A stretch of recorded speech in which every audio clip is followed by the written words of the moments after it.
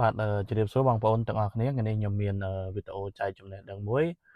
ទាក់ទងនឹងការបណ្ដុះស៊ុំ iPhone 11ហ្នឹងហើយកាត់ក្រោមណាបងប្អូន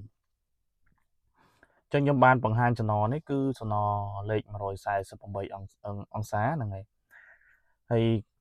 បងប្អូននៅកន្លែងនេះខ្ញុំចង់បញ្ជាក់មួយបងប្អូនតិចកន្លែងនេះពុំសទះពុំរបស់យើងហ្នឹងគឺ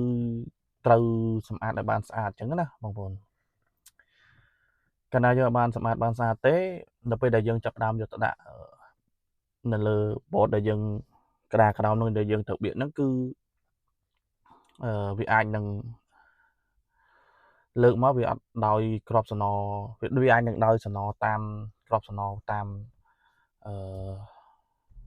ខ្សែឬក៏មានអីនៅជាប់នៅលើក្តារហ្នឹងណាហ្នឹងហើយនៅលើប្រទេសដែកហ្នឹងណាហ្នឹងហើយអញ្ចឹងជាទូទៅបងប្អូនត្រូវលាងធ្វើម៉េចឲ្យស្អាតដល់ពេលដែលសម្អាតរួចបងប្អូនយកមកមើលក្នុង microscope របស់យើងទៅបើវាមានសណចាស់ឬក៏មានខ្សែអីជាប់អញ្ចឹងបងប្អូនត្រូវឆ្កឹះវាចោលអស់ហើយជាទូទៅសណយើងមិនអាចពូតស្ងួតពេកឬក៏នៅសើមពេកហ្នឹងហើយអញ្ចឹងជាទូទៅសម្រាប់ខ្ញុំពីមុនមកគឺខ្ញុំពិបាករឿងសណដែរពីព្រោះដោយសារការហ្នឹងមិនដឹងថាបៀកទៅវាកម្រិតស្ងួតប៉ុណ្ណាឬក៏សើមប៉ុណ្ណាអញ្ចឹងណាហ្នឹងហើយតែសម្រាប់ខ្ញុំបទពិសោធន៍ខ្ញុំធ្វើអញ្ចឹងបងប្អូនខ្ញុំបាចេញពីខ្លងមកហ្នឹងហើយអាលេខសណលេខ148ពណ៌ក្រហមហ្នឹងកំប៉ុងក្រហមហ្នឹងយើងបាវាមកយើងយកមកដាក់លើក្តារអញ្ចឹងទៅលើដាក់លើស្ទះពុំហ្នឹងហើយអញ្ចឹងយើងយកមកមើលនៅក្នុង microscope ទៅកន្លែងចំណុចនេះខ្ញុំមើលទៅវាអត់សូវស្អាតហ្នឹងហើយវាអត់សូវស្អាតអញ្ចឹងខ្ញុំដាក់ចូលទៅវិញហើយខ្ញុំតម្រង់ជើងវាឲ្យត្រូវហ្នឹងហើយខ្ញុំមើលនៅពេលដែលខ្ញុំយកទៅដាក់នៅក្នុង microscope ហ្នឹងគឺខ្ញុំមើលសំណហ្នឹងហើយខ្ញុំមើលចង់ដឹងថាសំណកម្រិតនៅសើមប៉ុណ្ណា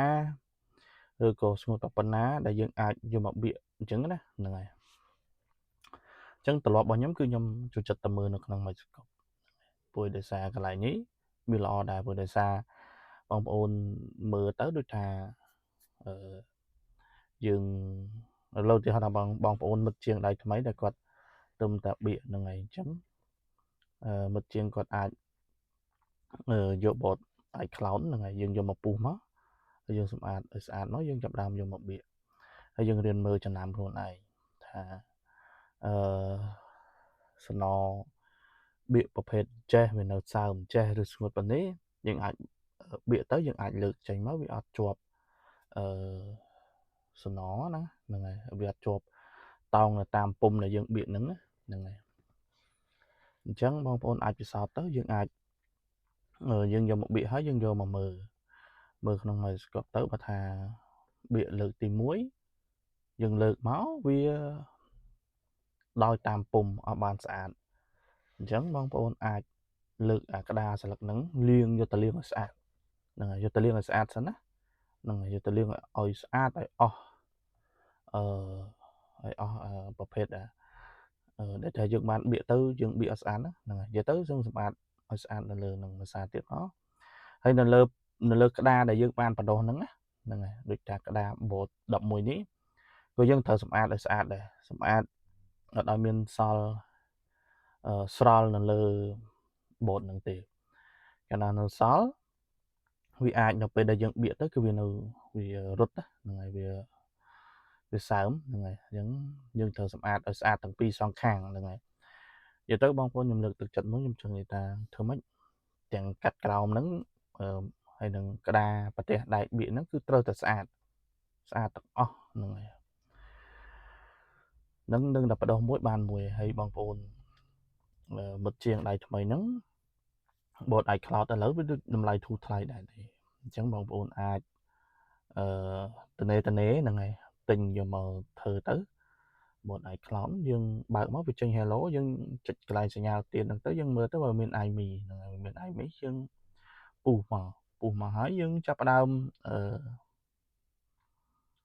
សម្អាតលើ board លើអីយើងយកមករៀនបដោះ ហើយបដោះហើយយើងគិតថាបដោះស្មើជើងហើយយើងរៀនទម្លាក់កាលណាយើងទម្លាក់ទៅយើងបើកចេញមកវិញម៉ាស៊ីននឹងដំណើរការមាន IMEI មានន័យថាប្រភេទសំណបែបនេះស្ងួតបែបនេះ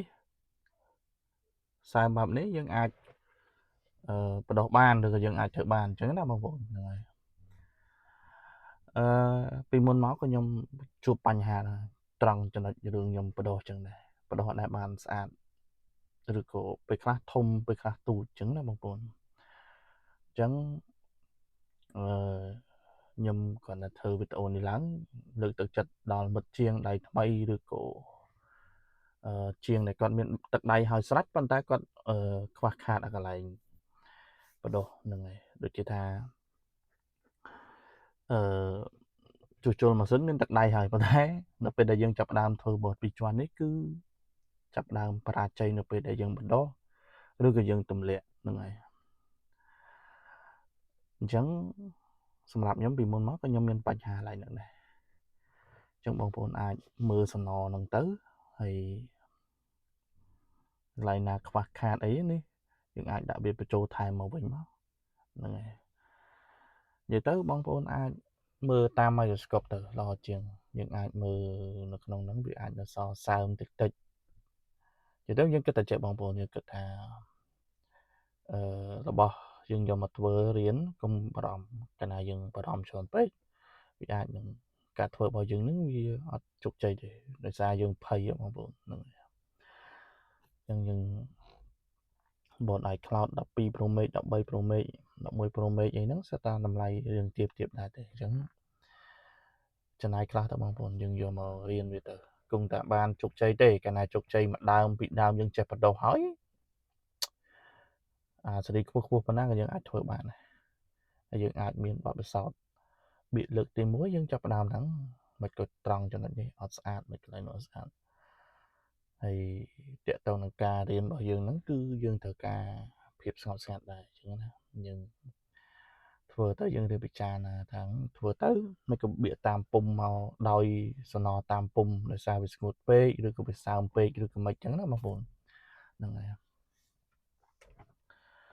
ហើយបងប្អូននៅថាធ្វើហើយដូចមានចម្ងល់ដូចថាមើលវីដេអូរបស់ខ្ញុំទៅមិនសូវយល់ឬក៏ខ្វះខាតត្រង់ចំណុចនេះអ្វីដែលខ្ញុំអាចចេះខ្ញុំអាចចែកបានខ្ញុំនឹងជួយបងប្អូនអញ្ចឹងណាហ្នឹងហើយអ្វីដែលខ្ញុំមានបទពិសោធន៍ខ្ញុំចង់ចែកម្លែកដល់មិត្តជាងដើម្បីជួយលើកទឹកចិត្តហ្នឹងហើយដល់មិត្តជាងដែលឆ្លាញ់វិស័យខាងទូរស័ព្ទដូចគ្នាហ្នឹងហើយអញ្ចឹងមានថាចូលរួមតែប៉ុណ្្នឹងឯងព្រោះដោយសារកន្លងមកពីមុនមកក៏ខ្ញុំដូចរៀងពិបាកដែរមិនរៀងទេគឺពិបាកតែម្ដងព្រោះខ្ញុំទម្រាំថាធ្វើមកដល់ពេលវេលានេះគឺខ្ញុំខំស្រាវជ្រាវបទខូចក៏ច្រើនដែរប៉ុន្តែធ្វើម៉េចយើងតើមានខូចខ្លះបានយើងអាចស្វែងយល់ពីវាអញ្ចឹងណាបងប្អូនហ្នឹងហើយអញ្ចឹងវីដេអូនេះខ្ញុំចង់និយាយថាជាបទពិសោធន៍របស់ខ្ញុំទេហើយសម្រាប់សិស្សច្បងឬក៏មិត្តជាងដែលគាត់បានចូលទស្សនាវីដេអូនេះរាល់ពាក្យសម្ដីដែលខ្ញុំបាននិយាយទៅមានកន្លែងខ្វះឬក៏កន្លែងលើសអញ្ចឹងមិត្តជាងសូមអធិស្ឋានផងព្រោះដោយសារឬក៏រៀនច្បងព្រោះដោយសារវីដេអូនេះគឺខ្ញុំធ្វើឡើងគឺខ្ញុំចង់និយាយអ្វីដែលខ្ញុំធ្លាប់កន្លងមកខ្ញុំធ្វើអត់បានអញ្ចឹងណាហ្នឹងហើយខ្ញុំចង់ចែកម្លែកដល់មិត្តជាងហ្នឹងហើយមិត្តជាងដែលគាត់ទើបដៃថ្មីឬក៏គាត់ទើបតែដូចថាគាត់ទើបតែរៀនហើយគាត់កង្វះខ្វះខាតហ្នឹងហើយអញ្ចឹងខ្ញុំចង់និយាយនៅក្នុងវីដេអូនេះអញ្ចឹងវីដេអូនេះរៀងនិយាយរឿងច្រើនដែរប៉ុន្តែគាត់ថាបើសិនជាមិត្តជាងគាត់ព្យាយាមមើលហើយគាត់ធ្វើទៅហើយគាត់ស្ដាប់ទៅបើសិនណាចំណុចណាដែលខាតត្រូវនឹងបងប្អូនគឺបងប្អូនយកទៅកែទៅហើយហ្នឹងហើយព្រោះដោយសារ